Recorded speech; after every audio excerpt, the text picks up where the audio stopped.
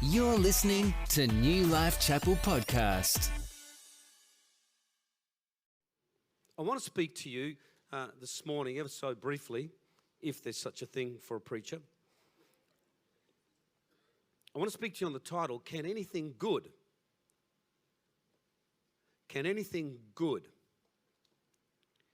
come from Nazareth?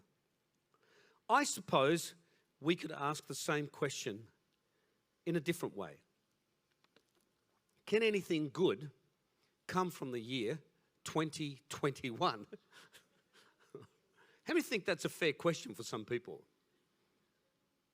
I wonder what your year's been like. Has it been good? Has it been bad? Has it been indifferent? Has it been a boom year? For some it has. Has it been a loss year? For others it has. Has it been a year where your marriage has been enriched? For some that's the case. Has it been a year where it's just inflamed your marriage even more? That's quite possible too. I wonder what your year's been like and wonder what you would say of 2021. Can anything good come from Nazareth? Can anything possibly good come from 2021?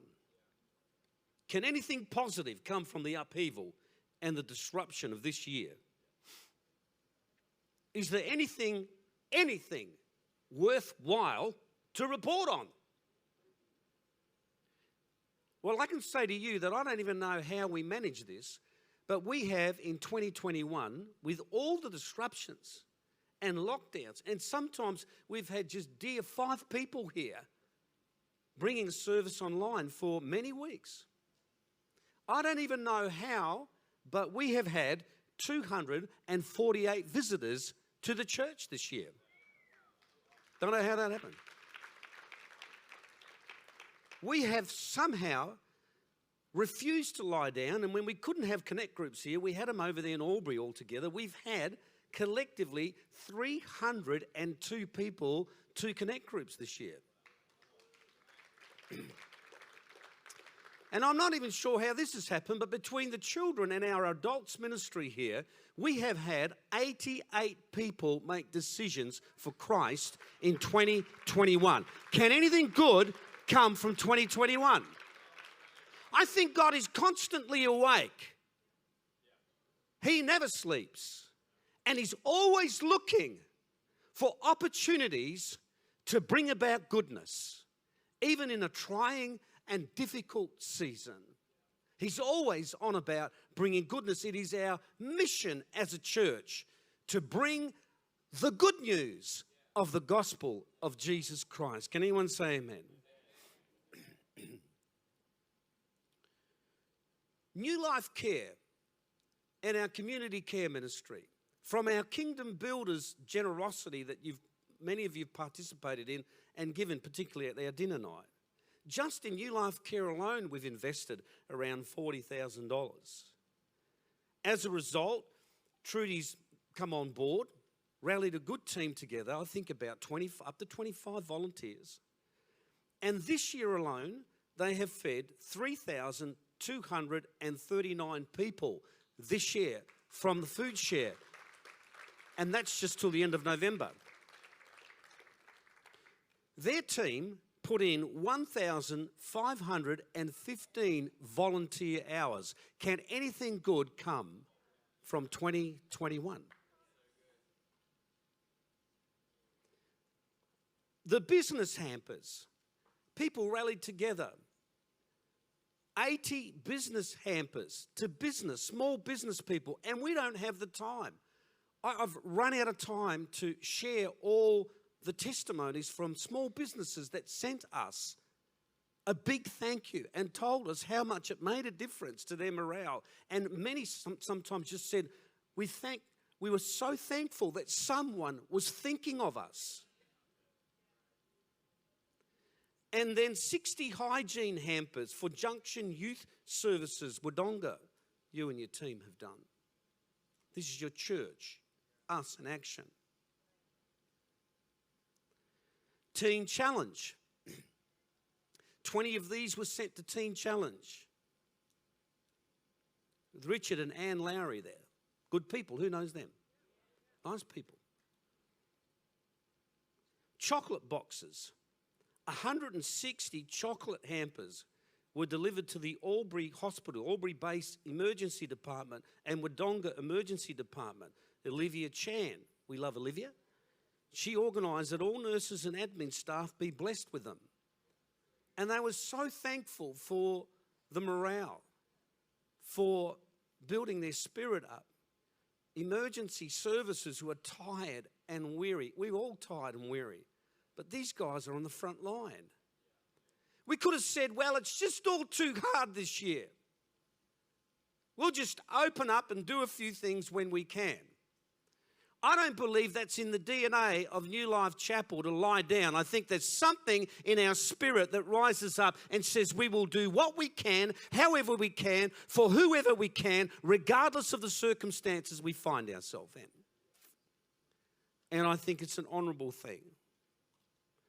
The amount of staff meetings we had on Tuesday and said, what can we do? What can we do? What can we do? What can we do? We surely can do something. And then the youth pastor, Todd, who's a dreamer and a visionary, he comes to me, he says, I want to buy a food truck. We have a board meeting. I say to him, you got $2,000 and go and get a trailer and a barbecue and that'll be it. And he gets despondent about it because faith has a point of contact and he wants his food truck. So he thought, let's do a Donald Trump. And he came up on the platform with all his team around him and conveyed the vision. And this church was kind and generous enough to donate $30,000 for the food truck. Can anything good come from 2021? And the food truck was used he's used it a few times. He's wanted to take it into schools, but with all the restrictions, it's so hard. We're believing for breakthrough next year. But used for different events. And one such event that you've seen on the screen there, and cars came with families. We said, what can we do? Let's lift the morale of the parents. Let's bring their cars and get the kids. And he put together 95 kids packs for the church. About 40 cars came through, 45, and he also did some stuff for a school. What can we do? Can anything good happen this year? Then we did the Easter celebration outreach. Can anything good come from Easter? Todd goes, I want to give away 10,000 Easter eggs. I said, is that a bit too much maybe? 450 plus kids were registered. Many connections and contacts. We had 4 families visit the church from that event. One family gave their life to Christ. We spent $10,000 on that from Kingdom Builders. I think it's a good investment. What do you think? And we can talk about a lot of things. SRE. We've sown $10,000 into SRE from Kingdom Builders. Why? Because thank God that New South Wales, you can bring the gospel in there. Unfortunately, when our current Labor government got elected, they snuffed it out of our schools in Victoria. Unfortunately, some of the legacy with the current government is no SRE anymore in Victoria. But you can have a full-term abortion if you can get 2 doctors to agree on it. Let's stay positive, Zoran. We sowed $10,000 into SRE because we are a church that believes, let us bring the gospel to students if we can. We purchased through SRE 453 student workbooks and teacher manuals for 8 schools out of that. We've invested funds into the secondary school ministry of SRE, which, by the way, Lindell has been appointed to teach and bring the gospel to the secondary schools there. Can anything good come from Nazareth? Come and see. Philip said, come and see. Why did he say that? What makes a guy like Nathaniel say, can anything good come from Nazareth? I said that one time, flying from Horsham to Mildura for a district meeting. I think we were 2,000 feet, not high. And we fly over a small township. I mean, it was so small. It was so small. And I said, man, is there any life down there? To the pilot. He said, yeah. He said, that's Japarut. I said, what? I said, is that where Bob Menzies was born? He said, yeah. Can anything good come from Japarut? Sounds like a bird's name, Kevin. Township of just, 300-400 people. And I think it is still the case, the longest serving Prime Minister of Australia. It's amazing what can come from regional centres in Victoria. It doesn't have to come from big capital cities. I'm intrigued about what amazing people have come from and will come from this particular region here. He said, come and see. Philip said, come and see.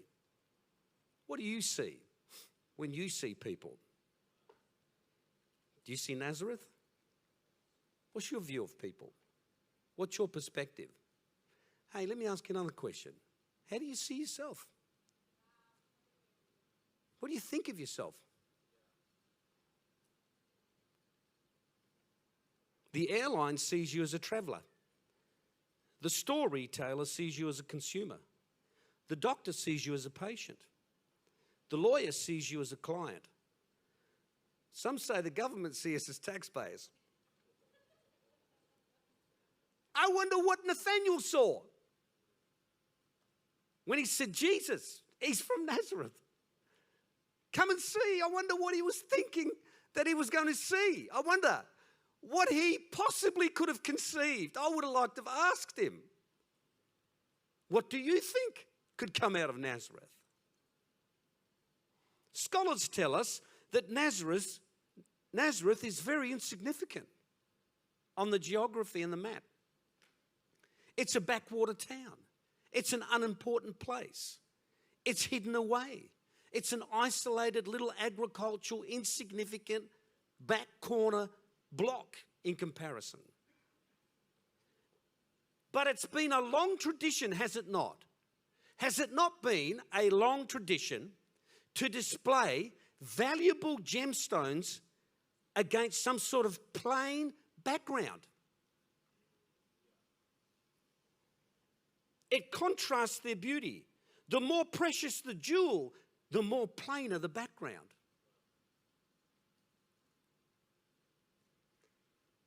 So when you think about, I don't have a really flash background. When you think about, the hellhole background you've come from. When you think about the dysfunctional background you've arrived from. When you think about the dog of a life that you've lived. And the parents that you had no choice to be born to. And the hardship and horror of life that may have beset you. When you think about how devastating your life has been. And then one day you encounter Jesus Christ, the Prince of Peace. Your Heavenly Father who fearfully and wonderfully created you, and you have an encounter with a living God who transforms your life. All of a sudden that plain dark background shows off this extraordinary gem of a new creature in Christ like nothing else. So when you come from a bad background, a poor background, a dysfunctional background, I'll tell you what, all the more to show somebody off who rises up and lets the fullness of their potential and gifts shine. People will stand back in amazement and say, really? Really? That was your past? You really came from that? Is that really the life that you lived? People will stand in astonishment and amazement because all of a sudden this gem of a life is being shone and lit up against this incredible dysfunctional, broken background. I think that is amazing. Maybe, and maybe for me, but not for God, He's intentional. Maybe the story of Jesus Christ was always meant to be like that. The story of Jesus Christ is not a rags to riches story. It's a riches to rags story. It's not a story of, once I was poor and now I'm prosperous. No, it's a rags to riches story. Here's this proud Prince of Glory who leaves the celestial kingdom of heaven and takes on the form of humanity to show off God's glory and might and majesty against the backdrop of Nazareth. That is powerful, because how can anything good like that come from Nazareth? And if you're fed up with your life and your life is miserable and you've just had enough of it, and I don't blame you feeling like that for this year, but maybe your life has consisted of many years. And if you're watching online and you've just had enough of it, you're tired of the way that life has treated you and people have abused you and hurt you, and you don't believe in yourself, you're your greatest enemy, you put yourself down, you belittle yourself, you don't even need assistance from people. But if you'll allow the love of Christ and God to get a hold of you, and all the good that's in you, because there is God. I've never known God to create anything that's a flop. Have I ever known Him to create anything that carries no value whatsoever? Well, yes, I have. The mozzies and the flies drive me nuts. But every human being is precious and valuable in God's sight. When He created you, His very intent was to bring the best out of you. So don't show off your worst.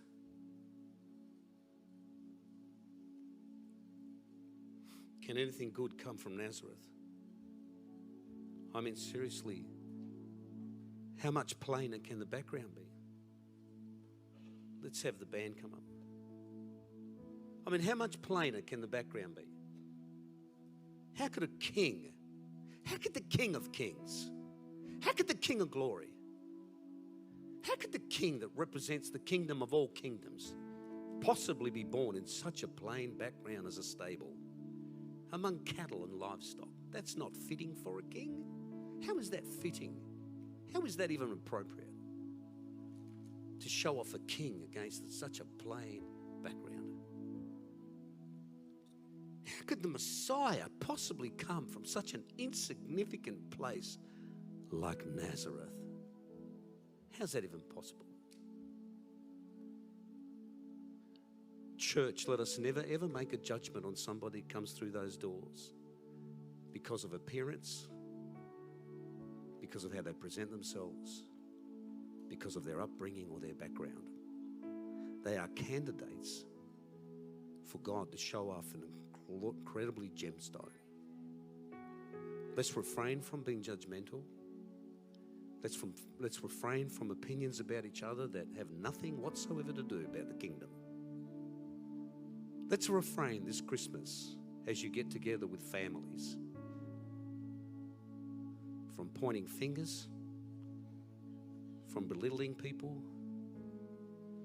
They say this Christmas will be unlike any other Christmas because of the division and disunity. No. This Christmas is a very ordinary background to show off what sort of family you really are. Do not entertain this Christmas being anything less than any other Christmas spirit that you've had in your family. Just because the background has become more ordinary, so does the gemstone become even more remarkable. In my own family, I have a difference of opinion among our own children about what we make of the times that we live in, without getting into detail. You can just read between the lines, people. But the thing that I have valued amongst our own children, my wife and I, regardless of a difference of opinion, we have been even more closer, not more distant, because it's an opportunity to show off something remarkable against something that's become a bit darker. We are children of light and not of darkness. And if you're light, let's shine. And don't scream at the darkness when you can light a candle. I'm not opposed to protests, I'm not. I'm very committed to freedom of speech, freedom of choice. But maybe just remind ourselves as well, let's light a candle in it and not forget to do that too. Can anything good come from Nazareth? Some would refer to Nazareth as a hillbilly town, an unsophisticated redneck town that's unpopulated and unpopular.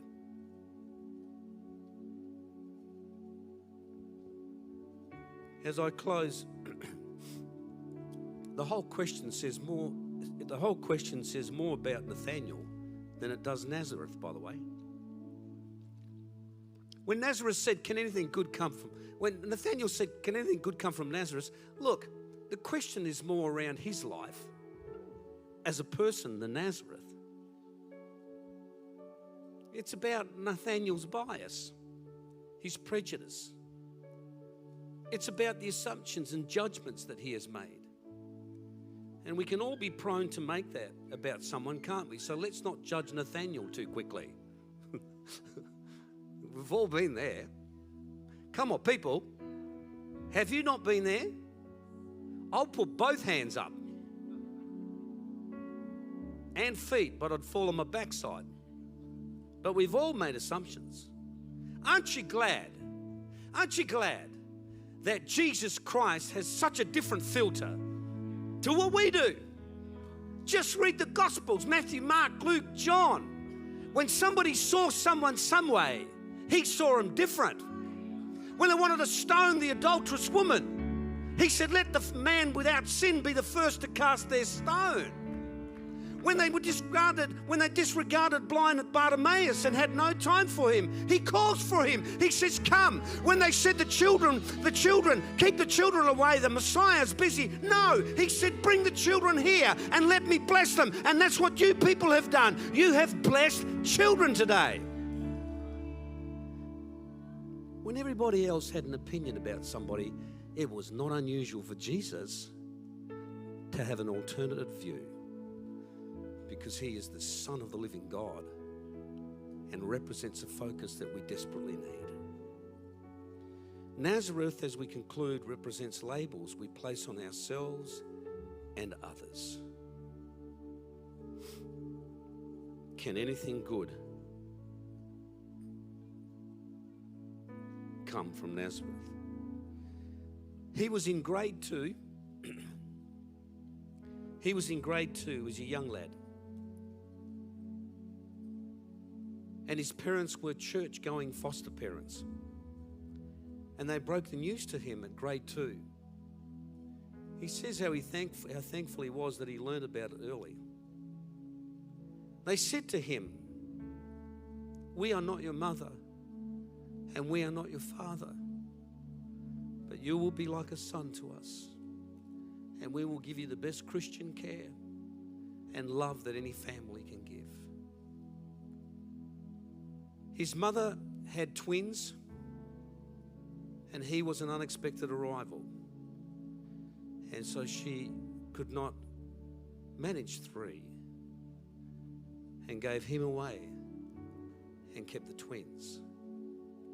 Most of us know this man because this man was the product of a $20 $1 fling with a one-night stand because the mother needed the $20 to feed the kids. This young man is the product of a biological mother who slept with a man for $20 to buy some food.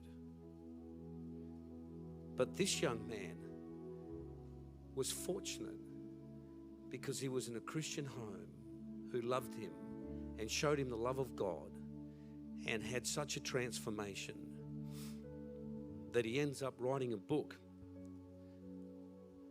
and becoming the Reggie Dabbs that we know, and speaks to 1.4 million students every year and brings a message of hope and faith. I think you've had him here. You brought him in here. You know what I think is remarkable about that? We think people that don't know the story, 1.4 million students. He reaches them, and the testimonies, you just got to get on YouTube and listen to the kids. The hope he brings. What's more remarkable about his story is not the 1.4 million kids, but when you think about the background that the gemstone is against. That is what's remarkable. That is what's remarkable. And I'm grateful to Jesus because in many ways, my background is pretty ordinary too. I don't have a background to brag about. I don't come from a blue ribbon suburb. My parents were not wealthy. I don't come from a background of a happy family. Mum and dad. I got picked up by a mother and father taken to church.